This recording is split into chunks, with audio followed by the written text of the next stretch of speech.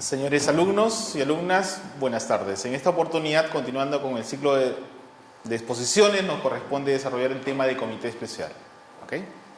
No olviden que el esquema de contrataciones, y haciendo un resumen para aquellos que de repente están un poco distraídos, o en todo caso se les ha olvidado, debemos señalar lo siguiente. El esquema de contrataciones está dividido en 3 fases o etapas: actos preparatorios o de programación, proceso de selección y ejecución contractual. El tema del comité especial sigue estando en la primera fase, en la primera etapa, actos preparatorios o de programación. Sin más demora, debemos conceptuar qué es o cómo debemos entender el comité especial. El comité especial es el órgano designado para elaborar las bases de un proceso de selección, para organizarlo, para desarrollarlo, para conducirlo, y las funciones van hasta la culminación del proceso de selección. ¿Okay? Principios de actuación del comité especial. El principio de colegialidad, principio que debemos entenderlo como que el comité especial, integrado por 3 miembros, tiene que actuar como un cuerpo colegiado. Es decir, tienen que estar presentes los 3 miembros para decidir válidamente los actos. Especialidad. Ese criterio debemos entenderlo como que la norma señala y obliga a que dentro de la conformación de los 3 miembros, uno debe ser especialista en el objeto de la contratación. Solidaridad. Los 3 miembros en forma conjunta son solidariamente responsables respecto a las decisiones o acuerdos que adopten. Importante en este extremo es puntualizar lo siguiente: si de repente uno o dos miembros no están en desacuerdo o no están de acuerdo con las decisiones que se adoptan, tenemos que sustentarlo, tenemos que justificarlo, tenemos que motivarlo y transcribirlo en las actas que lleva a cabo el comité especial, porque de no hacerlo es igualmente responsable respecto a las decisiones que adopta, ya sea en voto en minoría o en voto en mayoría. Si uno simplemente se opone o no está de acuerdo con la decisión que toma la mayoría y no sustenta las razones o no justifica las razones por las cuales se aparta de la decisión en mayoría, es igualmente responsable. No olvidar, nuevamente, la decisión en contra de la mayoría tiene que estar sustentada. De no hacerlo, simplemente es igualmente responsable que el voto en mayoría. ¿Dónde? En las actas que elabora el comité especial y que tiene que llevarse de manera ordenada dentro del proceso de selección. Autonomía. Si bien es cierto, se parte de que el comité especial es designado por el titular de la entidad o por el funcionario que ha sido delegado por parte del titular de la entidad, llámese el administrador, llámese el gerente de administración u otro funcionario equivalente, esto no quiere decir de que ese comité especial o los integrantes del comité especial tengan una labor de subordinación por quien los designó. No es así. Una vez que son designados, ellos tienen amplias facultades, de acuerdo a las funciones que establece la norma, para decidir de manera personal y en conjunto las decisiones. Si, por ejemplo, el titular de la entidad le solicita al comité o a los miembros que componen el comité especial informes sobre la evolución, sobre el desarrollo de determinado proceso de selección, la labor que tendrá a cargo el comité especial es informarle en qué etapa se encuentra, cómo va el desarrollo del proceso de selección y dependiendo del caso, de repente quién ganó la buena prueba. Lo que no podemos hacer es informarle o solicitar anuencia, autorización para incorporar factores de evaluación, para establecer determinados criterios, porque esos criterios le competen única y exclusivamente a los miembros del comité especial. ¿Ok? Muy importante es ese detalle. El cuarto principio de actuación del comité especial, la confidencialidad.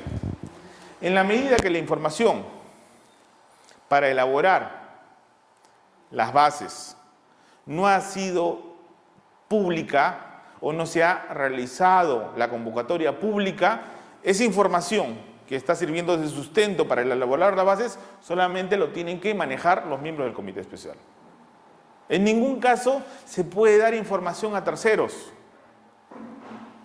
En ningún caso se puede adelantar los criterios, los factores de evaluación que van a ser incorporados en las bases administrativas.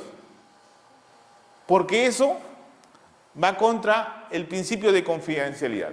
Una vez que se convoca el proceso de selección, allí sí es público, es pública toda la información a todos los postores. Lo que sí no podemos es adelantar a un postor esa información para que tenga mayor tiempo para presentar su propuesta en perjuicio de otro que posteriormente se le informa acerca de las bases administrativas.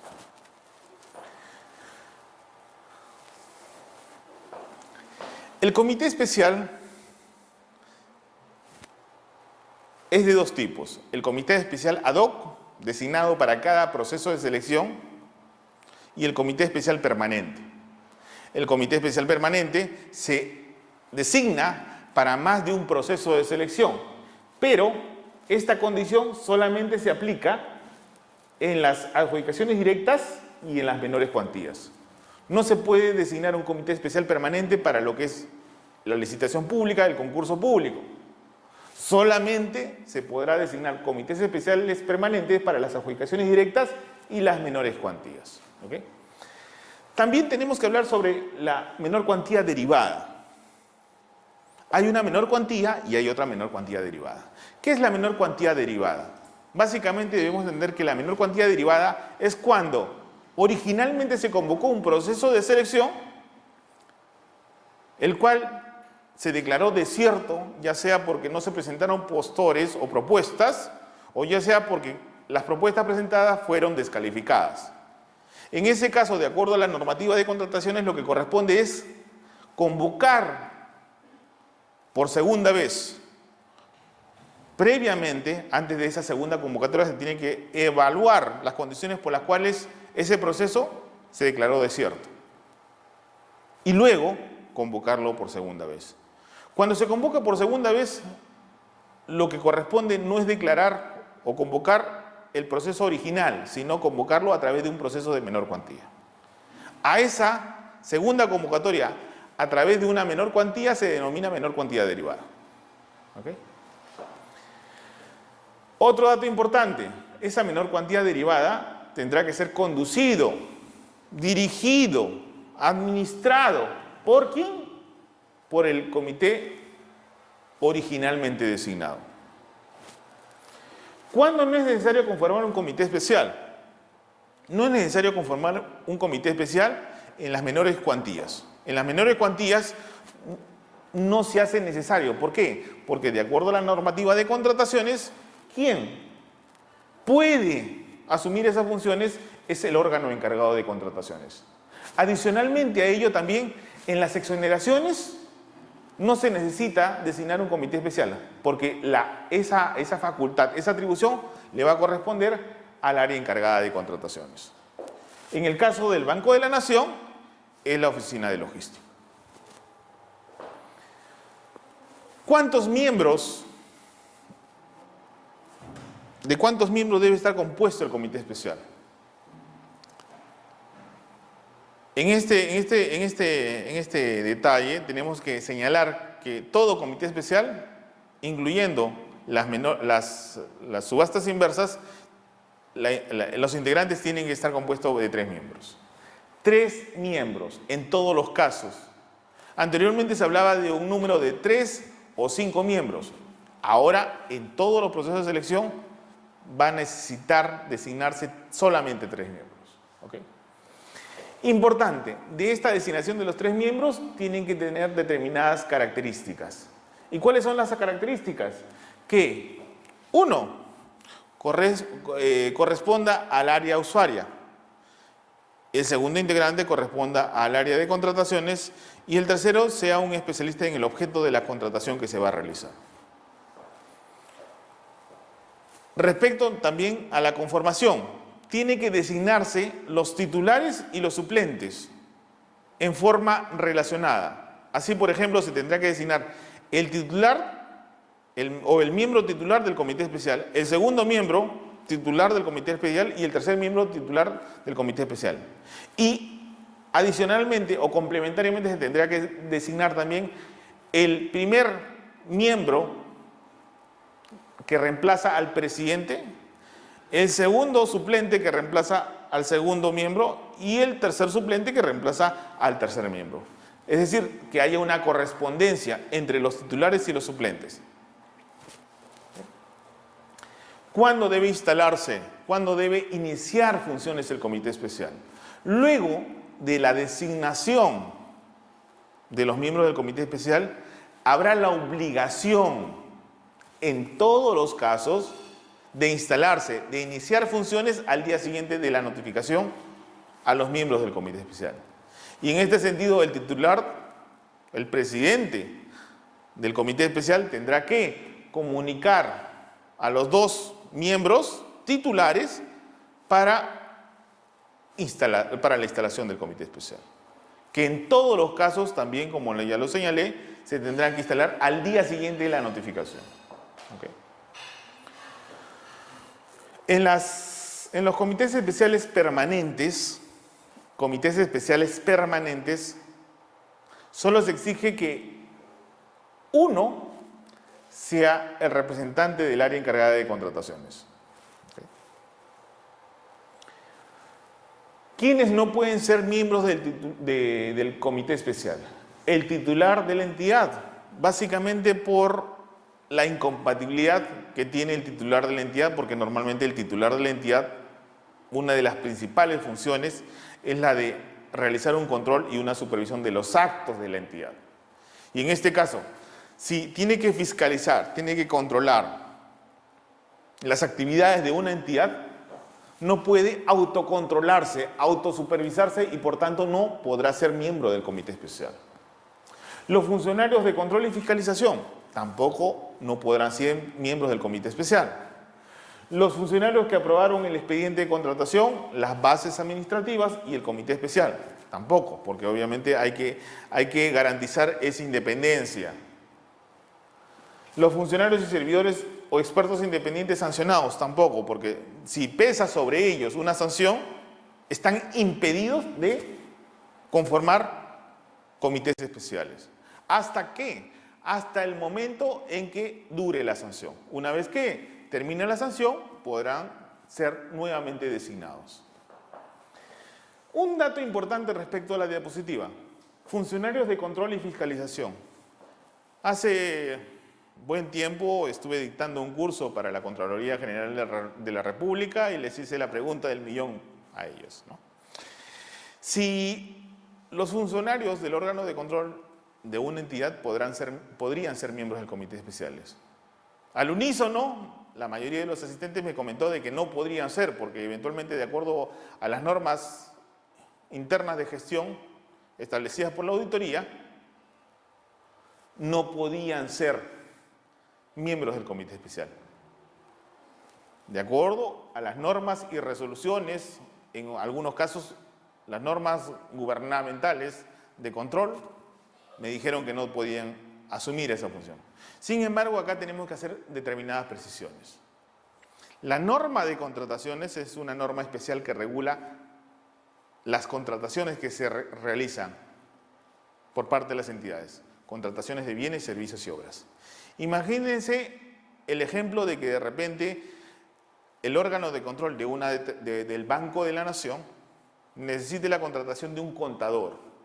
De un contador para que realice las funciones en la oficina de control interno del Banco de la Nación. ¿Ok? ¿Quién sería en ese caso el área usuaria? Obviamente tendría que ser el área usuaria o designado el área usuaria quien está requiriendo la contratación. En este caso sería el órgano de control interno. Si se parte de esa idea y la norma señala de que necesariamente debe haber un representante del área usuaria, como quiera que el área usuaria, para fines de nuestro ejemplo, es el órgano de control del Banco de la Nación, tendría que ser el órgano de control quien debería designar a un representante, a un profesional del órgano de control. Claro que no debería designarse al titular del órgano de control, porque obviamente ellos sí tendrían impedimentos, pero podrían ser designados cualquier subordinado del jefe del órgano de control, para que se incorpore como miembro del área usuaria. De lo contrario, en puridad y para fines prácticos no se completaría el quórum reglamentario. Las características de que un integrante del comité especial tiene que provenir del área usuaria, el segundo integrante debe provenir del área encargada de contrataciones y el tercer integrante que sea especialista en el objeto de la contratación. ¿Ok? ¿Entendido el ejemplo? Continuamos.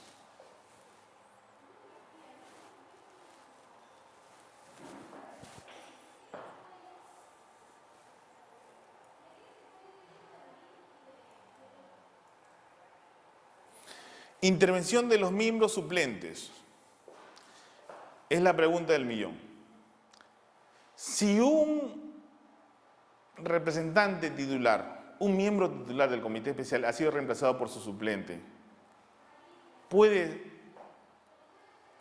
una vez que se reintegre el titular, puede reemplazar al suplente? En otras palabras, ¿puede haber una restitución del reemplazo o una sustitución del reemplazo? En otras palabras, si un titular, por comisión de servicios, por imposibilidad material, por imposibilidad física de salud, no puede concurrir a un acto del comité especial, lo que la norma señala es que sea reemplazado por su suplente, por el correspondiente suplente. El presidente titular inasistió porque eventualmente estuvo en cama, estuvo con una enfermedad. Tiene que ser reemplazado por el suplente del presidente. Pero después se alivia de su enfermedad. ¿Qué pasa con el reemplazado? ¿Puede reincorporarse o no? La respuesta es muy sencilla. En esos casos tiene que ser evaluado la situación o la circunstancia por el cual el titular fue reemplazado. Si es justificada, si es coherente ese reemplazo y es aceptado por los demás miembros del comité especial, perfecto, puede restituirse a ser titular. Si no fuera así, no puede reincorporarse. ¿Okay? Siempre debe haber una evaluación de las causas que originaron la ausencia del titular y la aceptación o la justificación adecuada de que no ha sido por dolo, error o deficiencia o falta de responsabilidad.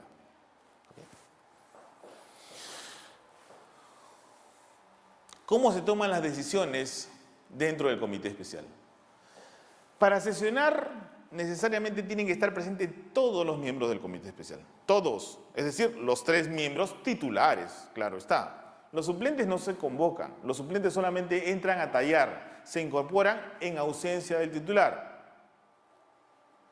Normalmente las sesiones se dan con los 3 integrantes titulares del comité especial. Ahora, yo sé que dentro de las 3 decisiones o análisis que realicen, puede ser que de repente los 3 no estén de acuerdo. Haya 2 que estén de acuerdo y 1 esté en desacuerdo. Respecto a las decisiones, se adoptan por mayoría, pero de acuerdo al quórum reglamentario o la obligación, los 3 tienen que estar presentes al momento en que van a sesionar, en el momento en que van a evaluar, en el momento en que van a decidir, en el momento que van a acordar. ¿Ok? Los 3. No es posible que se diga, no, el presidente está de comisión de servicios o en todo caso está con el gerente, con el titular de la entidad en una reunión, pero ustedes sigan avanzando y ya después se incorporará. No es posible hacer eso. Tienen que estar presentes siempre los 3. ¿Okay? Los acuerdos se adoptan por unanimidad y por mayoría. Por unanimidad debe entenderse que se da cuando los 3 miembros están de acuerdo en la decisión. Y mayoría cuando 2 tienen una decisión o adoptan una decisión y 1 está en desacuerdo. y la decisión que vale, la decisión que se debe adoptar, se da por mayoría, es decir, 2 votos de 3. No olvidemos, si el tercer voto, el discordante, no se sustenta en las actas, no se explica las razones por las cuales está en desacuerdo, es igualmente responsable de la decisión que se adopta. Ojo.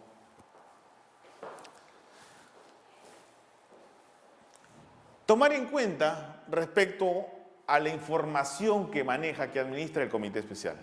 Es posible que de repente en un proceso de selección puedan presentarse considerable documentación.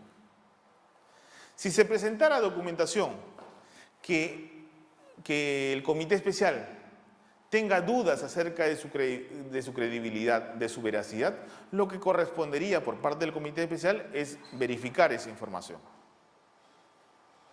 Si se presentara una denuncia por un documento que aparentemente es falso, tendría que hacer las coordinaciones y el cruce de información con el órgano que emitió esa documentación o que expidió esa documentación. Llámese certificado, constancia de trabajo, grados académicos y N documentos. ¿Ok? No olvidar. Ahora, puede suceder que de repente, perfecto, se ha advertido de que un certificado tiene 3 o 4 tipos de letras distintas y como quiera que al momento de evaluar el comité especial pide copias y no pide los originales, al comité especial le parece que podría ser un documento falso o adulterado. Le parece.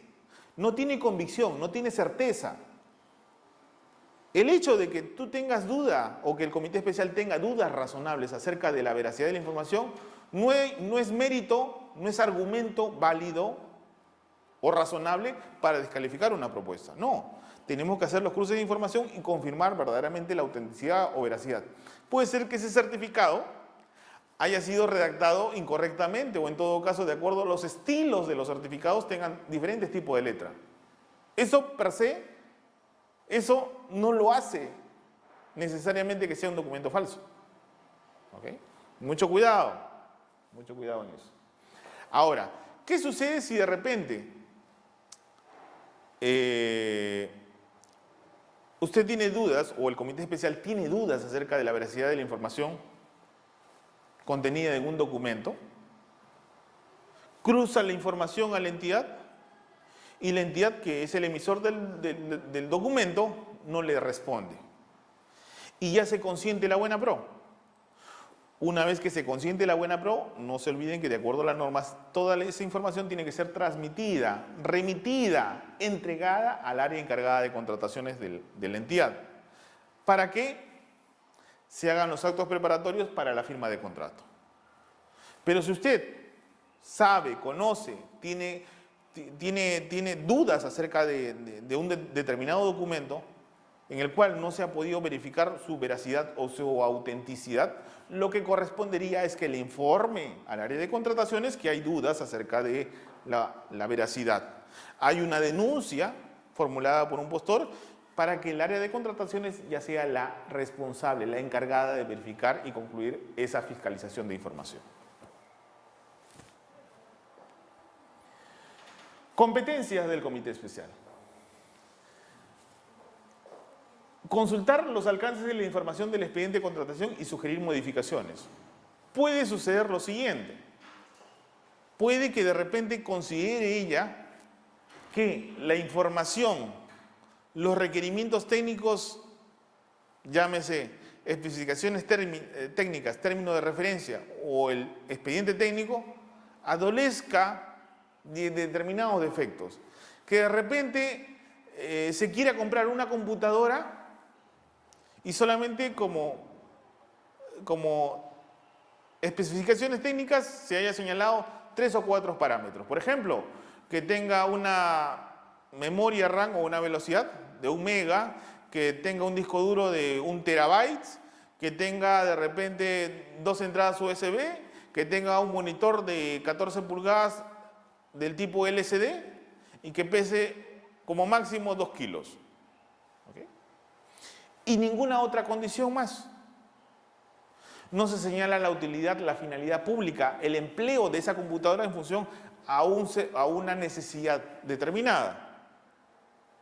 Y si de repente convocamos un proceso de selección con esas características muy genéricas, pueden presentarse N postores.